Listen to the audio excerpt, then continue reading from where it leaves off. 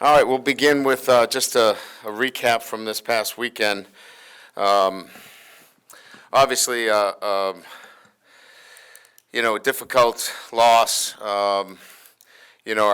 Obviously some great individual performances. Jaden Daniels, Brian Thomas, Malik, Logan, offensively. Um, you know, just a great performance. We wish we could have matched it defensively. We did not. Certainly very disappointed that we weren't able to come out with a win on the road. Again, we'll have to look at how we get better. Our guys will bounce back. I'm confident in that. And we'll have to go back on the road against a really good Missouri football team. It's an 11 a.m. kickoff. Team that's nationally ranked, so we'll get challenged again on the road against a nationally ranked team. They're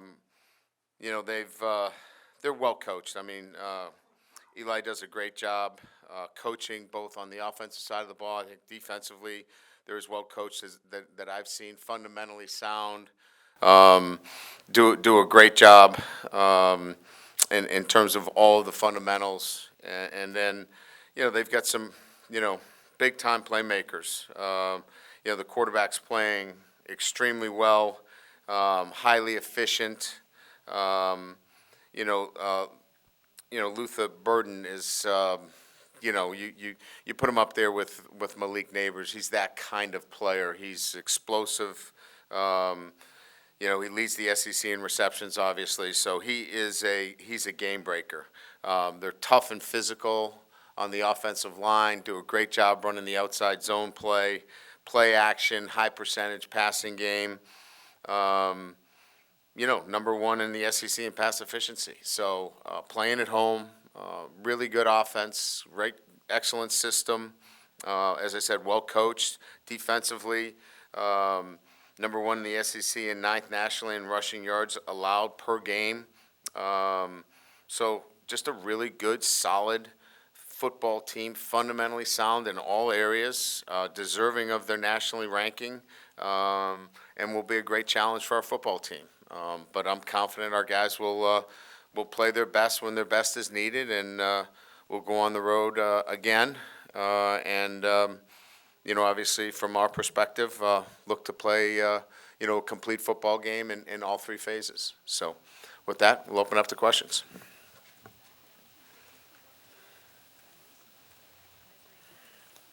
Hey, Coach, would you say that Matt House and the defense are a big reason why you won 10 games last year? Absolutely. If you look at the games that we won last year, start with Auburn, the Auburn game and the way we played defensively, taking the football away. If you look at the Arkansas game last year and the kind of defensive performances, clearly, defense won games for us. We had a lot of veteran players. You're talking about, Joe Fouché, Greg Brooks. We lost, Mekhi Gardner, Jared Bernard, Carnverse. That's a veteran group in the back end of the defense that made a lot of plays for us. Look, we know where we're at. We're playing a combination of 15 freshmen and transfers, and they're young and inexperienced, and they got to grow, and there's going to be some growing pains. And I said that at the start of the season. When you take that many guys, there's a red flag, and we're going to have to go through these growing pains, but we're going to keep fighting, and we're going to keep teaching, we're going to keep coaching. The blame does not lie at the feet of one person. This is a collective situation where we've got to coach better and we've got to play better. Yeah, that was just my follow-up. When the defense struggles, the fans go after the coordinator. Oh, sure. And so how are you two working together, and how much confidence do you have in him that he's going to, try to get this fixed? Well, we have a process that we – look, when we win, we rely on our process for consistency, right? And when we lose, we do the same thing, but sometimes you have to tweak your process, right? There are things that you tweak. And so in our total preparation, it's always about the physical, the technical, the tactical, and the mental. So will there be some tweaks, possibly technically? Sure. Tactically, absolutely. Where there'll be some tweaks physically, certainly. Maybe we have to do some things, but we have a process, so we don't get caught up in the emotions of what might or might not happen. So we always rely on our process so we can stay consistent on a day-to-day basis. And we'll rely on our process whether things are going well or sometimes when there's some adversity like there is right now. Yeah, Brian, right here. Can you confirm if you've hired Pete Jenkins as an analyst? And if you have, what do you kind of expect that he can bring to y'all that maybe right now you don't have? Yeah, so as you know, Jimmy Lindsay has not been with us as our defensive line coach. And, one of the things that we want to be able to do is, in hiring Pete, and his role has not been defined yet, other than he will be consulting and assisting our defensive line room. And, John Jancic has the defensive line. His expertise is not necessarily in that area. He's a good football coach, but we want to provide our student athletes with the most resources, and Pete gives us the expertise and the ability to help us with technique and some technical things that we want to be able to do on a day-to-day basis. So he's going to come in, he'll be here and assist us and help Coach Jancic in that room. What are the advantages, or are there in this situation any disadvantages to having a corner coach and a safety coach? Why is the staff kind of moved towards that model? Well, there's so many complexities. I mean, this would take a while. Your safeties are linked into run fits that are not the same run fits that the corners are. So, your safeties need to be part of some drill work that the corners are not even involved in, whereas, the corners need to be in some technical work during that time that would be purely a waste of time for them. So you really need to separate those two. They really can't be working together all the time. So it's something that, for me, I think probably the last, it's got to be 20 years since I've had that group together. It's always been safeties and corners for me. Just defensively, how do you balance personnel with scheme? I mean, you guys have played a lot of the same players, over the last couple weeks, but just what does it look like, I guess, kind of going forward in terms of how you get those guys in the best position to impact the game and the scheme?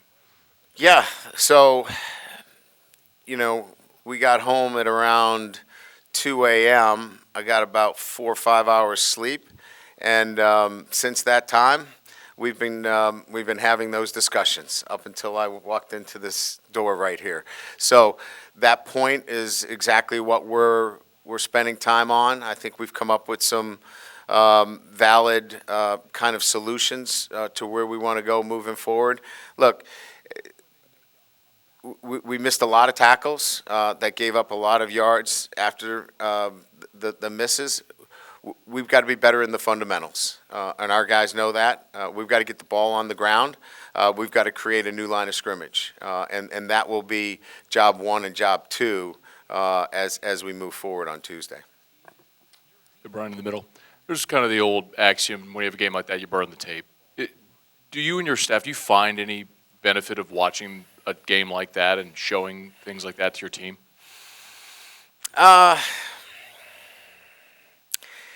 I think there's probably moments where you kind of, say, let's just flush this because it's not going to happen again. But I think it's important with a young team, especially on the look. Let's really look at this as it is, right? We have 11 players that have started at their position on offense back. 11. All 11 players at their particular position had started at their position at one time or another on the offensive side of the ball. And they have played like that, right? And the expectation should be. We really have 4 on the defensive side of the ball. And so it's important that every moment is a teaching experience for them. So in one sense, you kind of want to move forward, but in another, it's so important that every moment becomes a teaching moment for our football team. Hey, Coach. Last year, your D-line had to, out of necessity, carry so many snaps. I guess just like looking at the Ole Miss game, those starters carried about 85% of them. Is that the number you want to be at? And I also had a follow-up. It's really about, getting the right players on the field, playing their very best football. And so, what is that configuration? And it's kind of going back to the earlier question. We've got to be able to maximize the potential of our defensive line. We're in conversation about, are we doing that? And so, we're big. We're big up front. We have to play physical. We have to play with low pads. We have to create a new line of scrimmage. So I'm not trying to avoid your question as much as I'm trying to tell you that we have to create, the right scheme so our guys can be the best versions of themselves. And just a player update. Was and is Deshaun Womack available right now? Yes, absolutely. Ryan, you spoke of there's a collective effort in coaching. With Matt House still making all the decisions, you have a former defensive coordinator who worked for you, obviously, on the staff. Do you want to get more of his input? I mean, has any of that changed as far as, I'm not saying you have to have co-defensive coordinators, but has anything changed? No, over the course of season? decision-making process is nothing that is a concern of mine. This is really about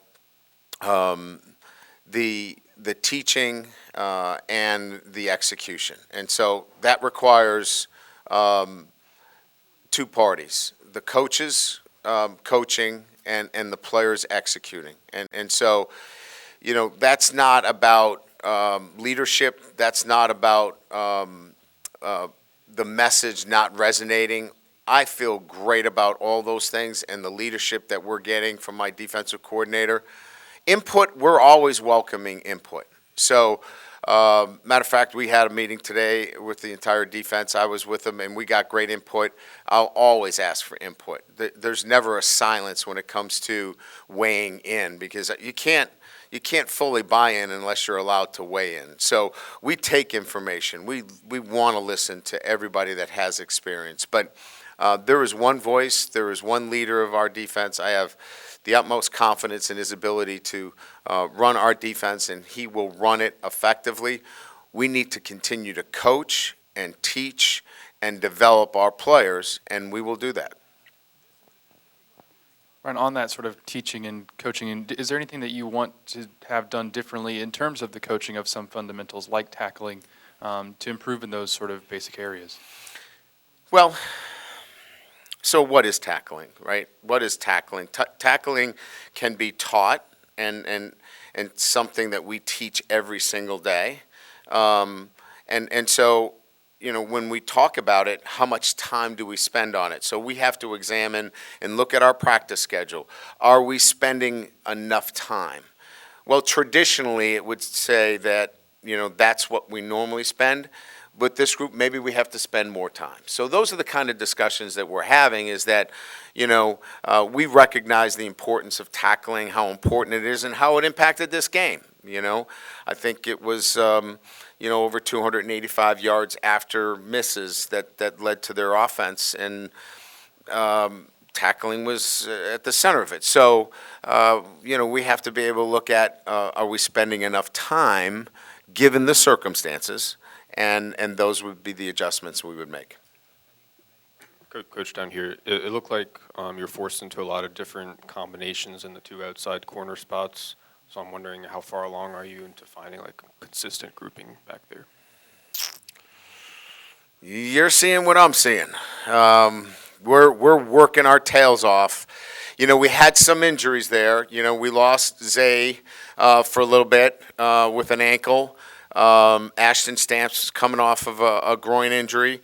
They were game. They gave us everything they had, and did the best they could given the circumstances. So I'm proud of those guys. They went out and they competed. and did the best that they could given the circumstances. But that's our rotation. Those are the four guys, LT and Denver. Those are the four guys that we're rolling with right now. Hey, Coach, over here. Yes. So update on Greg Brooks. How is he doing? And just I know things are bigger than football, obviously. Yeah. But yeah. one more thing as well. Just not having him out there, or just from a football standpoint, how much of a void is that? Not have a leader back there to help with communication, line guys up in the secondary. Yeah, I mean, certainly the last thing I was thinking about was the tackling, but saw Greg yesterday. We had a couple of players over there. Greg, I know, was over there. Penn and Mackay. He's able to respond to commands. It's been a long road for him. His family has been amazing. They're there every day. The support that he's been receiving from the community has been overwhelming. I know the family can't thank everybody enough for the great support. But this is a long battle, and he continues to fight every day. He was able to give us thumbs up yesterday when we were there. So we're getting, those little acknowledgments that makes us feel better as we get a chance to see him. Yeah, I mean, as I mentioned, Greg and Joe Fouché and Jay Ward and Jared Bernard-Converse and Mekhi Gardner, those were veteran dudes for us last year. And they got the ball on the ground. And we got to keep working with our young guys, and we got to get the ball on the ground. But there's a significant loss in tackles there, and we knew it was going to be a process, and we're going to stick with our process, and we're going to keep working at it, and we got to get better each and every day. We know we're accountable for it. We're not going to shy away from it, but we got to work on the guys that we have, and we're going to work to get better every day. Brian, a couple things. You talked about the communication. I was just wondering, what is it coming from the players? Obviously, with young guys like you have in certain spots, there's some things that they're just not going to be able to do. What are they telling you? And then secondly, in a situation like this with the secondary you have, is it better to back the safety out of the box and have them play a little bit more help? Yeah, I mean, look,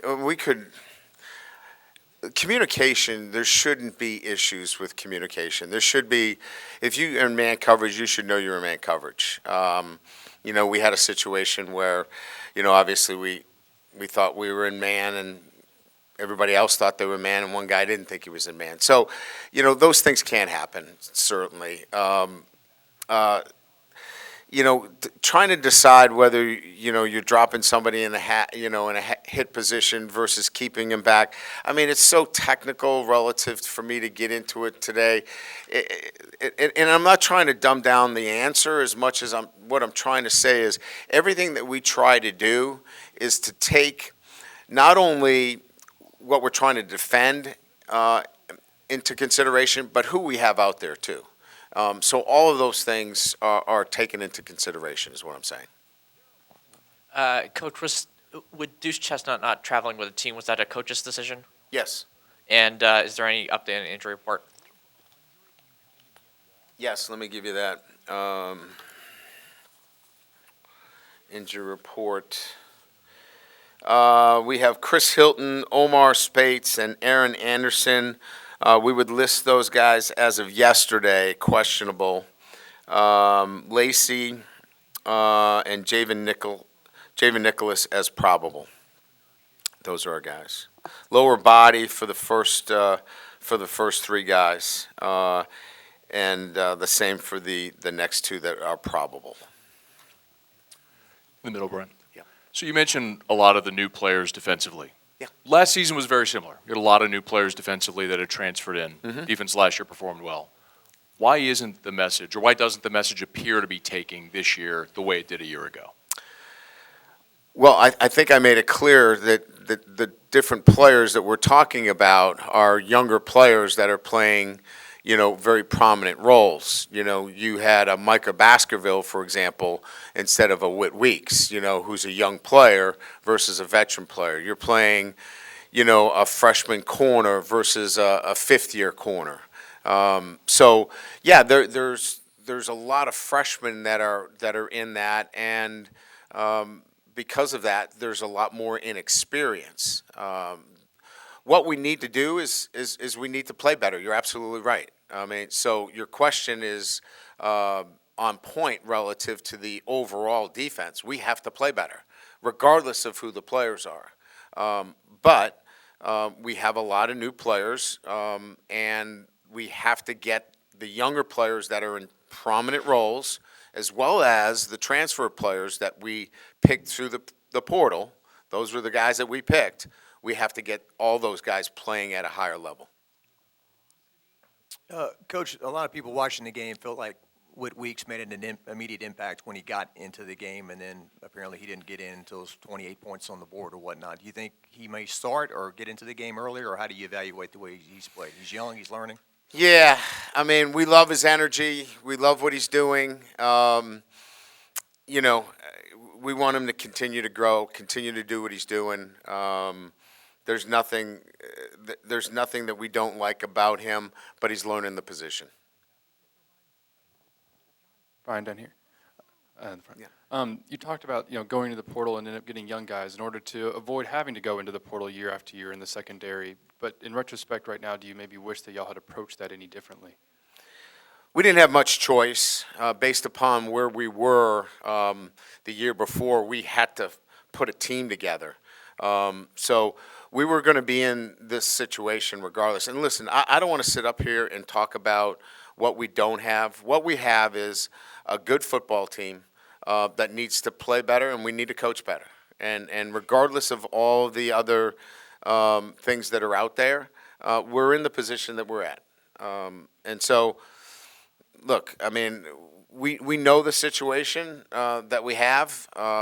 We've got to get the guys that are on our roster playing at a higher level. And we had 34 missed tackles for 284 yards. We have to tackle the football, and we have to create a new line of scrimmage.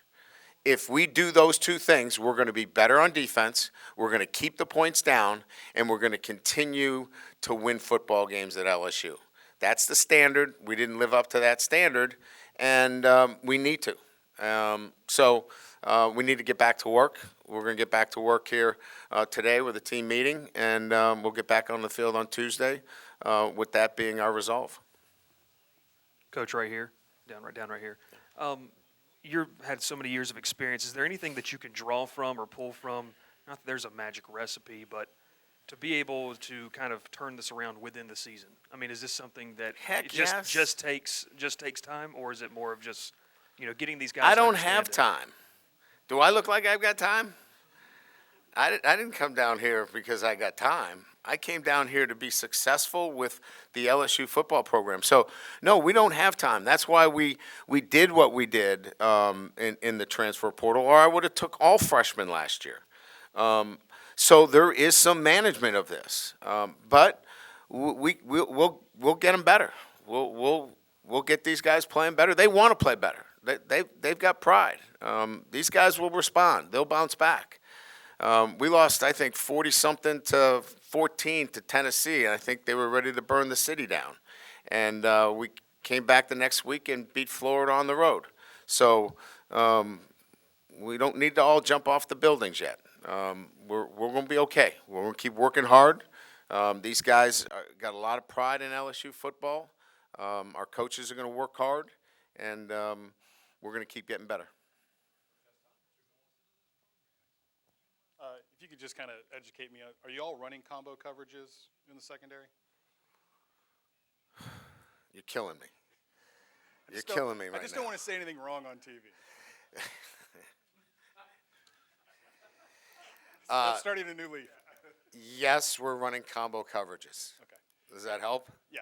And then secondly, 34 tackles, is pursuit angles, guys that don't ever get to the tackle, is that included in that?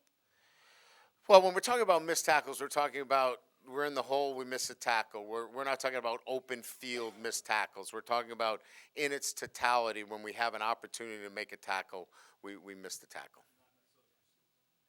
Oh, well, everything is, if we take the wrong angle, if we're for outside in instead of inside out, all those things matter. This is a hard day. Tough questions, probing, dual coverages. We don't tilt the nose, so if we can get through that, we're in good shape. Any other questions about? Yes, please. I'll take one. I'm taking your job. I'm sorry. They just have to pass the mic around. You have to answer the questions. Usually when you see a program or a team having a struggle in a game or something, it's often both sides of the ball, but your offense has been exceptional the entire season. Can you speak to, from a coaching standpoint, just what level of It's number execution- one in total offense. Yeah. It's number one in pass offense. It's just in case you didn't get these, if you want to write them down. It's number one in third down conversion. It's number two in scoring. It's number three in third rush offense. Jaden Daniels leads the SEC and ranked number two in the nation in total offense. Leads the SEC in total touchdowns in passing, pass efficiency, and passing touchdowns. And it's the fourth straight game accounting for at least 4 touchdowns. Brian Thomas leads the nation in receiving. This is from Mike Barnett's sake, because he does this all the time, and I never read any of this stuff from Mike. So, Mike, That was a good. this is was a for good time. you. He does this. It's all nice. It's typed up. And I think, and you lead the nation in first downs. I think. Oh, thank you. Yeah. And, it was interesting because, the 2019 team, prolific. It won the national championship. These numbers are starting to look like those kind of numbers. That's the kind of offense that we're talking about. And that's why it's so darn important to play better defense. That's why it's so important. Because when you have an offense like this, you want to be able to Kinda where I was going. showcase. Absolutely. And it doesn't get the showcase because all the questions here are about the defense. And I understand that. Totally understand that. So that's why it's so important that we do the things necessary to get the points down so we play better defense. One last thing, if I may, from a coach's critical eye, we see the numbers as you do, the stats and everything.